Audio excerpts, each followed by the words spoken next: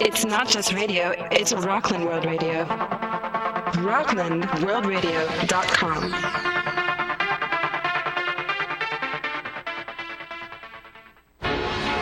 Welcome to Sober University, your next step to successful recovery, with Cheryl Adler, who says if you are going to crave anything, crave living life to the fullest. Maximize all you have and squander nothing. This program provides information to help you get your physical, mental, and spiritual house in order. And now, the host of Sober University, Cheryl Adler. Good evening. Tonight, I'm happy to introduce Glenn Keane, success and business coach who is also a business attorney right here in Nyack, cozy Nyack on the Hudson. Oh, I love it. I know, me too. I emphasize that Glenn is a success and business coach because tonight Glenn gives us a closer look at how success will enrich your sober lifestyle. Glenn hosts his own show here at RocklandWorldRadio.com on Wednesday evenings at 6:30, not to be missed. And you can also reach him at his personal website, Glenn Keane, GLENKEENE.com, or call him at 845-548-1769. And right now, please join us in our chat room at rocklandworldradio.com or call us at 845-353-2910. Your participation is a great contribution to the show. Glenn, it's great to see you tonight. How you doing? It's good to see you, Cheryl. Thank you so much. I'm sorry, my hands are a little cold, but I have a warm heart. Well, it's cold outside, It's so. chilly out there. Yeah, right. Every time I speak with you, Glenn, I find that your positive energy and enthusiasm is completely contagious. Well, thank you. Thank you. You're very welcome. And I know that you're dedicated to people's personal growth. Absolutely. And their success. Absolutely.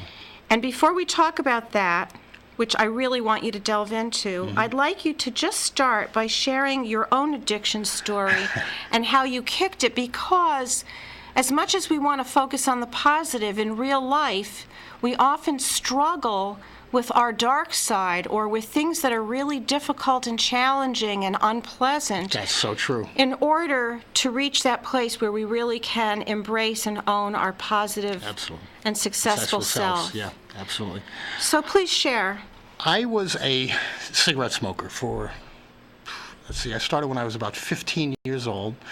Peer pressure, of course. Peer pressure all plays my a big friends, part. Yeah, all my friends were smoking, and if you didn't smoke, you were one of the, well, they didn't call them nerds back then, but You were an outcast. an outcast. Yeah, exactly. You were ostracized to some degree. You were not cool. Yeah, absolutely. So I picked up the habit around the age of 15 and continued smoking until I was, I'm 60 years old. So it was about 55 when I finally gave up the habit. It's a long time. A very long time. And of course, during all that time, my kids grew up, and all I heard from them was, "Dad, you got to stop. Dad, you got to stop. Dad, you got to stop." They haunted you. And they haunted me. But something, and my wife too. But they were right. What I did, they were absolutely right. And what I did in response was, rather than quitting, I did what the typical addict does. What'd you do? I took it into the closet.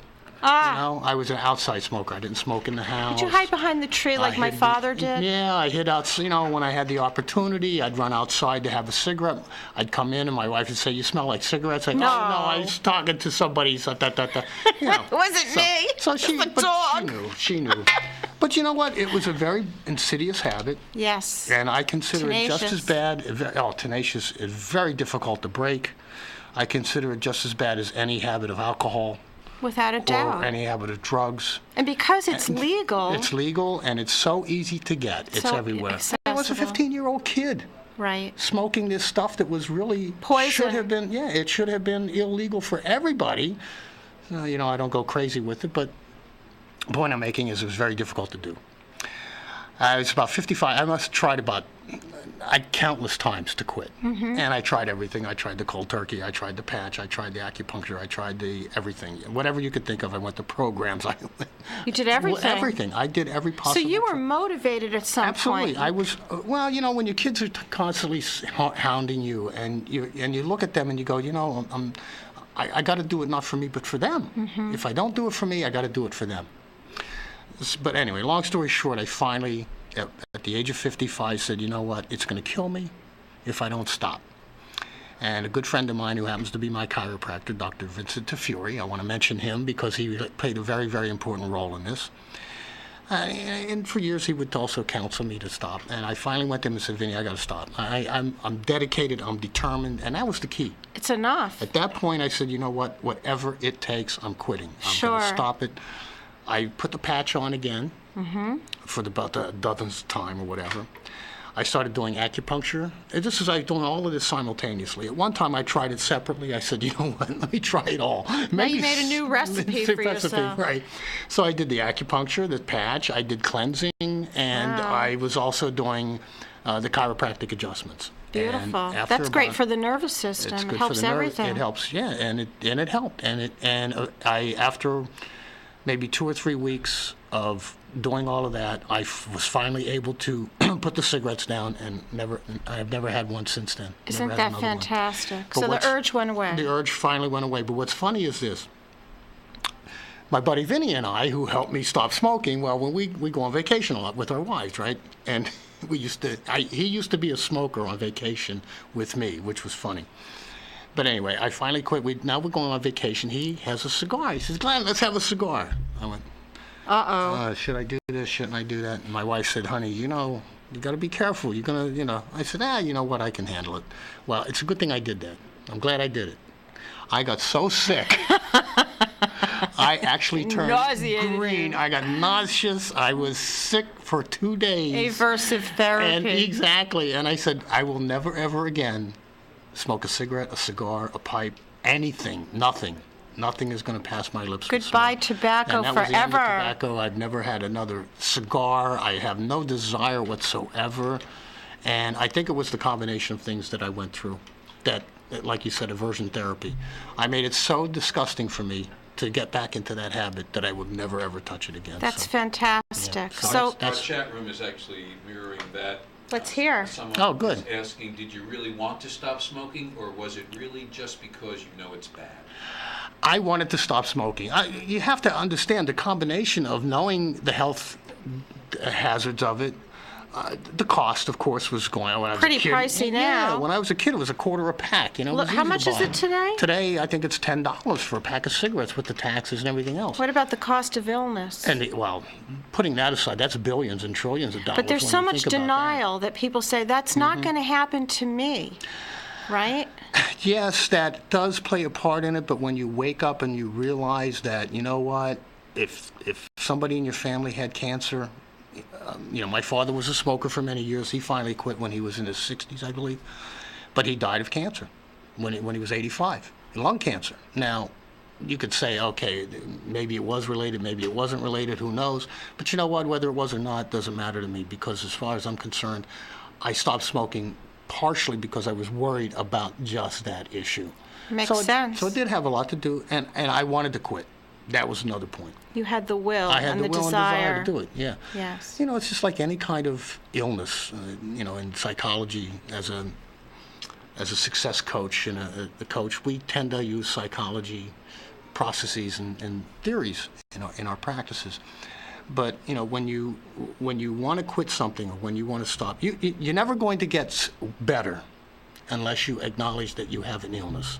That's right. And- you and- need to change. Exactly. There's got to be some feeling of conflict about what you're doing, so that there's a part of you that's struggling with the other part of you saying, I really do want a better life. I Right. want to be healthier. Yep. I want to be more successful. Whatever that thing is that you want, you may be struggling for it. You may not have the answers, but you're here tonight to give us some answers. Well, I hope I can give some answers. I'm also looking for them myself, too. So if you've had any answers... No, but that's the whole But yeah, point, is yeah, we're no, still exactly. growing. Oh, absolutely. Until we get to the dirt nap, we're still going to be growing. Exactly. Right? I like the way you put Isn't it. that the But it's case? so true. If you're not willing to learn something new, and this is something that I try to keep in mind all the time, if you're not willing to learn something new every single day of your life, then what's the point? What is the point? And It's an existential question. of course it is. Of course it is. But the idea is that you wake up every morning.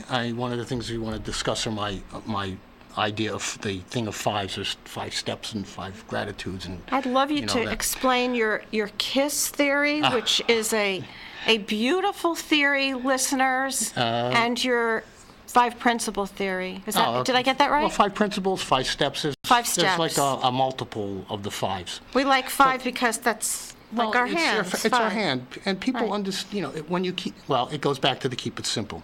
Yes. Our son Matthew wanted to become a Cub Scout, and of course, as with most kids, he could only become a Cub Scout if Dad became the troop master or the Cub master, whatever they call him. So I had to go to classes to learn how to be a Cub master. And one of the things that they teach you in Cub Scouts and Boy Scouts is the KISS principle: keep it simple, Simon, or keep it simple, stupid, as some We don't people like say. stupid. We take the second S So, off. or we just say Simon and Simon. keep it KISS. Okay. But the idea is keep it simple. And that's what they taught me in Cub Scout Masters School, whatever they call Give it. us some examples of simple for our listeners. Something concrete. The 5. Then I Okay. would go right into that. All right. If you try to think of 24 things or 5 things, the only way you're ever overwhelming. going to do that is to have it written down. And of course, that's a wise thing to do because you want to write things down so you remember them. For sure. You know, we have a mental, our thought process is 37 seconds. If you don't write something down within 37 seconds of you getting it in your Bye-bye. head, bye-bye forever. Yeah, exactly. So this keep it simple principle ties in to some degree with the principles of 5s. And I got the idea of the 5 principles from Jack Canfield. Tell us about Jack. Jack Isn't he Canfield, great? oh, he's phenomenal. I found Jack Canfield in The Secret, the movie The Secret, several years ago. Tell our listeners who he is and what he writes. Jack Canfield and his writing partner, his co-author, Mark Victor Hansen, wrote the first Chicken Soup for the Soul book. Okay, What a there's great series. Beautiful, beautiful series of books they wrote. I think it's now up to 185 titles. Mm-hmm. They've sold over $1 billion worth of books and all this, and they've given away millions of dollars worth of books as well. But Jack Canfield started with the Chicken Soup for the Soul series and expanded that into other areas of personal development. Now has his own big website and other things.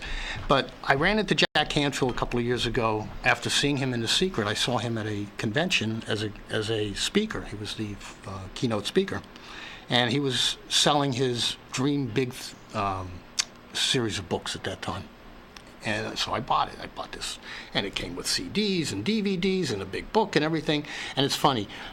He was up on stage. Before he finished his talk, I was over at the desk, at the table, getting this series of, getting this so whole inspiring. package. Oh, I loved him. it's Well, I saw great him in The stuff. Secret, and I said, wow, there's a connection here. You know, Yes, I know for his sure. background and you know, It's a kindred where he grew up. spirit. Yeah, exactly. There was so many similarities in our backstory. So, and I fell in love with the teachings that he has. So now I base a lot of what I do on his principles. So His give us principles. some more Now, specifics of your the 5. principles. Well, let's go to the 5. Okay, let's go to the 5. The 5. The 5 people. Okay. You are the average of the 5 people you hang around with the most. All right? Now, think about that. You hang around with kids who get into trouble, you're going to get into trouble. Without if you a hang doubt. around with kids who are studious and are ambitious and like to do things that, you know, they're creative or whatever, that's what you will become. That's Okay? right. So pick the 5 people that you want to emulate. It's a sphere of influence. That's exactly it. And those are the 5 people you want to hang around with the most. The 5 people who are successful, who are creative, artistic, who are knowledgeable, who love learning, who love to do positive things. Who have ethics. Who have ethics and have standards to live up to and live by. Absolutely. Those are the 5 people you want to hang around with the most. Now, the other part of the 5 is, I have to look at my notes. That's good. Yeah, okay. That's fine. Gratitudes. Gratitudes And this are is really where I got phenomenal. it from. Yeah, this is where I got it from Jack Canfield. He says every morning, and I've done this since then, since I started doing this years ago, every morning write down 5 things that you're grateful for. Every single morning. Doesn't matter what it is. You're grateful for your eyes opening up. You're grateful for the sky being blue. Things that we You're take for granted. Take for granted every day. The fact that you have electricity. The fact that you have a bed to wake up on. The fact that you woke have up. a floor. Yeah, well, that's the other thing. I mean, think about all the people in the world who don't have a bed to sleep in. Exactly. Who, when they wake up and put their feet on the floor, they're actually putting their feet on dirt. because they don't have a floor to put it on. People who are out there who, you go downstairs, you open up the refrigerator. Well, they don't have refrigerators. They don't have electricity. They don't have the foods that we have. So we don't want to take anything for granted. Exactly. Yes. You be grateful for every little thing in your life. So then it And really then you elevates really elevates your own personal being. and your self-awareness. Exactly. So you become, your self-awareness. And your awareness of what's around you, too. Yes. Because once you start expressing that gratitude, it'll open your eyes up to Look outward. tons of other things that you kind of don't see in your life. But you will see them once you start to do this exercise. It's a great exercise. Yeah, and I do it in the morning, but some people wait till the evening. I think it's good to do it 3 times a day, actually. Yeah, there are people who will do that many times a day, 2 or 3 or 4 times a day. What I like to do in the evening is an evening review, and again, Jack Canfield. Rather than doing the 5 gratitudes, what I do is I spend some time just writing out or thinking about the day and what I had success at during the day, what wasn't successful during the day, and determining tomorrow what I will do that's different to have more success on the things that were successful and to create the success where the unsuccessful things were. So you write down and you write. And this is very important. People don't realize the importance of writing things out, because when you write them out, you're indelibly inking it into your subconscious mind. And it's really the subconscious mind that we use most of the time. I think the writing is kind of like a mirror that... Well, exactly. When you look at the get words, to look at the words. But repeat them out loud as well, because that's also important for indelibly inking it into your subconscious. And the reason I do the evening review is because during the night, as you're sleeping, your subconscious mind is reviewing the day. That's and right. it's going through all the actions and activities. And when you're dreaming, you're actually taking your day's routines and kind of converting it into a permanent storage space in your brain. So that at some point down the road, your subconscious mind might tap into that memory or that dream that you had, or that day that you spent doing whatever, and find something in that you can use as a tool for future down the road. So in the morning or in the evening, I will review the day, and then during the night, my brain is reworking it, replaying it, and indelibly inking it into my subconscious mind. The things that I were successful at, the things that I didn't succeed at, the things that I want to do better. What you want to improve. Improve, yeah. So you exactly. actually keep a journal. I do a journal every day. And that's something for our listeners to consider. Get yourself a journal. Yes, absolutely. What I do is, and it's not a lot of writing. I love to write, so it just comes naturally to me. Me too. And your book is great. Thank you. And what I do is just a couple of notes and what you want to do during the course of the day or the evening, if you want to do this at the evening, which is when most people do it, is just write down a couple of things that were good for you, a couple of things that went well, things that were positive. And what you want to try and do is focus on those positive things. I like to focus on things that didn't quite work, only because I want to find ways to make it work. Well, I think it's important that we do look at things that don't work so that we can improve them, yeah, exactly. change them, become aware of our conduct Right. or how we interacted or something we could have just done better. Right, exactly. And that's the whole idea. You want to do it so that you improve your performance the next time you try to do that. It's really a combination of self-awareness and being goal-oriented. Oh, absolutely. Yeah, you have to be. And speaking of goal-oriented, my next thing about 5s is 5 action steps. Okay, that's good. We've got some action. Right. What you want to do in this situation, when you have a project or you have something that you want to do that's going to take time and many steps, one of the things, Jack Canfield, of course, again, take 5 steps each day towards your goal. And lately I found myself kind of losing focus because of what happened, with my medical thing, whatever. And I found the other day, I was reading an article in the paper about focus, all right? And it was a personal development thing, all right? Follow one course until successful. Follow one course until successful. Oh, focus. One thing at a time. One thing at a time. If you're working on a big project, and this is what I was getting at with the 5 steps, working on a big project that you want to get done, do 5 things each day.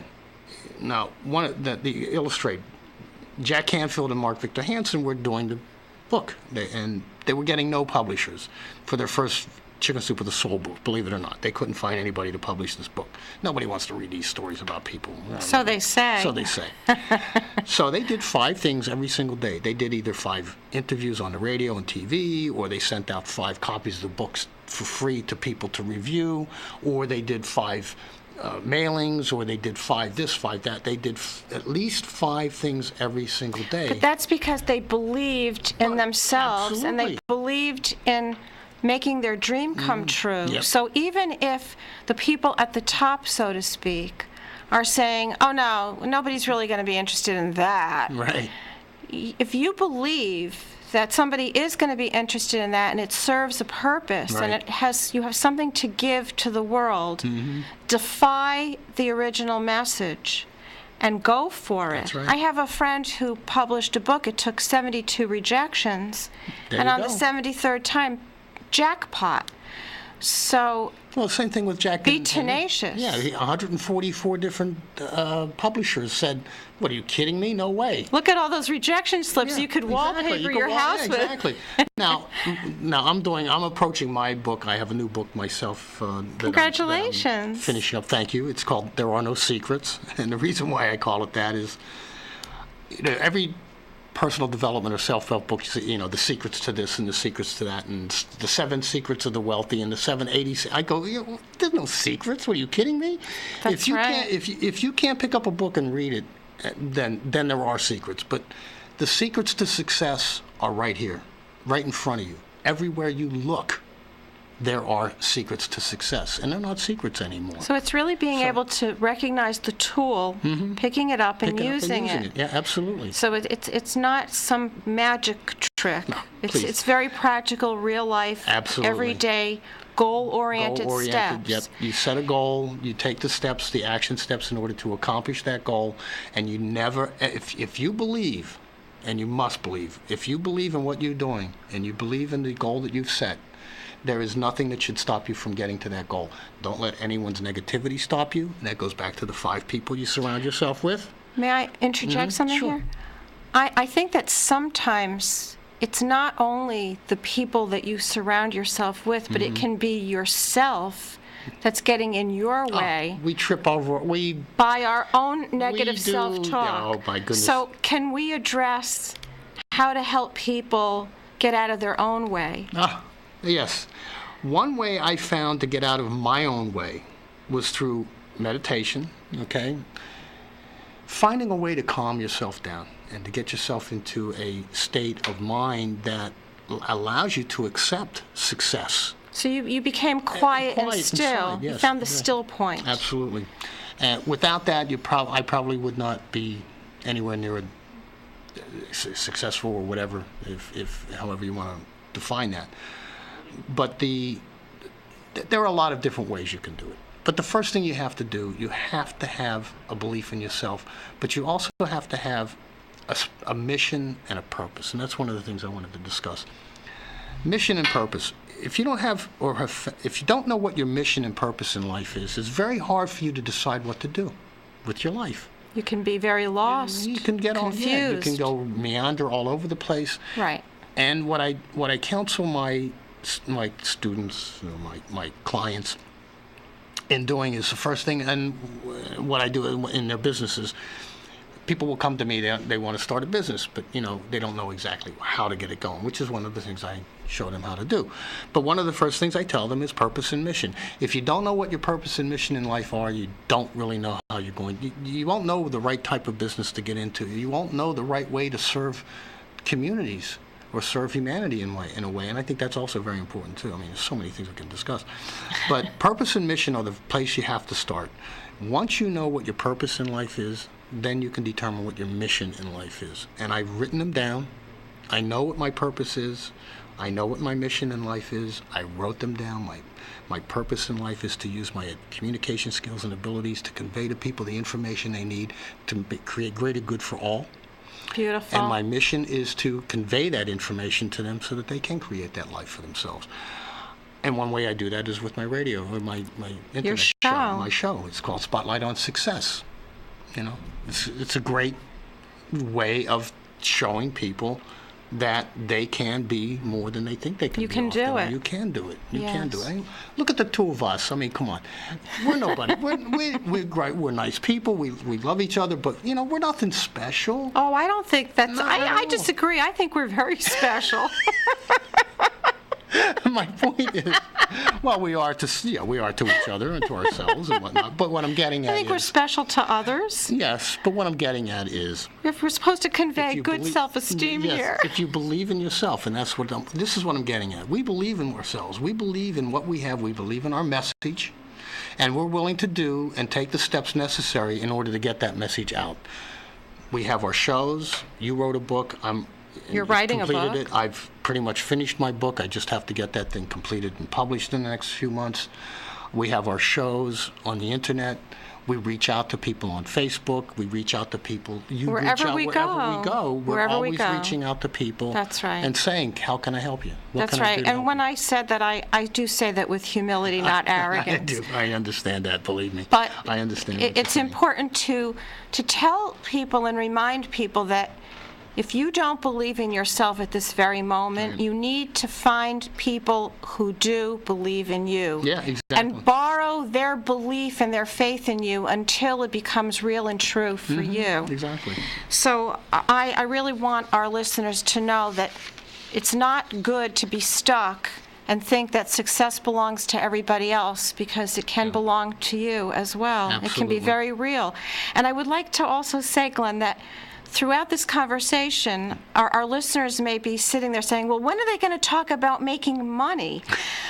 But success it's such a limited view of success if we Absolutely. are simply talking about how wonderful it is to make money and have money. But success truly is a far deeper thing, because money can come and go. Yep.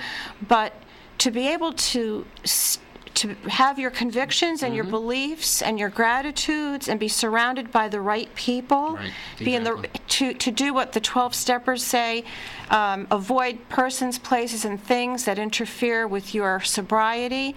We're really saying the same thing. Absolutely, yes. Surround yourself with only the best of the best. And in my words, and I say this to my clients, if you hang out with the turkeys, you can't fly with the eagles. That's so true. But the point you're making is very true. Success is personal. Very personal. I have people on my show who are successful people. Now, that doesn't necessarily mean that they got piles of money in the bank. No, that's not the case at all. Their success is viewed from their perspective. And I tell my audience, and I tell my the people on my show, my guests, because I've had some of them say, well, what am I going to talk about success? How can I talk about? I say, it doesn't matter. It's your definition of whatever it is. Just be good at what you do. Yeah. Be the best gardener. Be the best parent. What's Be interesting... the best bank teller. Whatever it Be is the that best you're- doctor. Right, exactly. Be the best street sweeper. Be the best person doing laundry, which Right. would not be me. But be the best at whatever you can be. Exactly. And you know what? Don't worry about what other people think, and don't worry about what other people say about what you're doing. If you enjoy it, if it brings you pleasure, if it brings you that's success. That is success. That's success. It doesn't necessarily Exactly. equate into money. I think that we both got the 5-minute warning a couple of minutes ago. Probably about 10 minutes. Yeah, probably. So I would like to just ask if you have any final thought you want to share with our listeners tonight about success. What can you leave them with that they can contemplate tonight before they go to sleep? Well, a lot of what you have to remember is keeping in the front of your mind the positive things. Surround yourself with positive. I take, every day I get emails from different websites about positive things, and I get from The Secret and other places. And what I do is I take those, I make a copy of it, and I post it on the wall by my desk, and I have it up above my computer. So sort of like affirmations. Affirmations. I have a CD that was specially created, actually, that's a meditation CD that has about 20 or 30 affirmations that in my voice. I wrote them out, and I did a recording of it, and they created the CD. And what I hear are waves of ocean waves and wind and rain. But underneath it, It's subliminal. subliminally, I'm hearing my affirmations. Oh, that's so soothing. And I listen to that every single day at about, in 4 o'clock in the morning, actually, when I wake up. It's a great way to start And your day. That's how you start your day in a positive way, and you'll find that it ends in a very positive way. So do those gratitudes in the morning, do your review at night, every evening of your day. Make sure you write down things that you are positive things that you want to be more successful in, things that you've done success. And look, success is, did you graduate from high school? Hey, that was a success. Every tiny little thing that you did that was positive. It matters. Makes a difference. Write it down. Write it down. Write it down. That's right. great. Yeah. It's great to have you here, Oh, Glenn. thank you, Cheryl. It was great to have. It was great to be here, and I'm looking forward to your being on my show. Well, I'm going to be on your show in a couple of weeks. Couple weeks, yes. So I'll remind my listeners the night before Yes, to tune into absolutely. your show. Absolutely. I would also like to tell all my listeners, when we discuss success and life overall, find your passion, find your dream, live it, breathe it, keep it alive, keep it real. No matter what others tell you, if you believe in it, do what Kevin Costner did in Field of Dreams. Let's say it together. If you build it, they will come. And you better believe it. So build it, and they will. Absolutely. Glenn, thank you again for your inspiring messages tonight. Thank you. Thank you, Cheryl, for the opportunity. Anytime, I'd love to have you come back. I'd love to be back. Good, we'll do it. Yeah, For absolutely. more about Glenn, listen to him right here at rocklandworldradio.com on Wednesdays at 6:30, and also find his podcast for your listening pleasure anytime you like. I'm repeating myself, I am very happy to be your guest in a couple of weeks on your show. Yeah, it's going to be fun. For questions, comments, and more information, you can reach me here at my home away from home, rocklandworldradio.com, or my office, 845-358-4652, and my personal website, soberuniversity.com. Great. And my email is info@soberuniversity.com. Please join me next Tuesday night for more on sober living. This is Cheryl Adler. Remember, if you're going to crave anything, crave living life to the fullest. Maximize all you have and squander nothing. Thanks for joining us. Have a good night. It's good night, everyone. This is fun. Thanks, Glenn.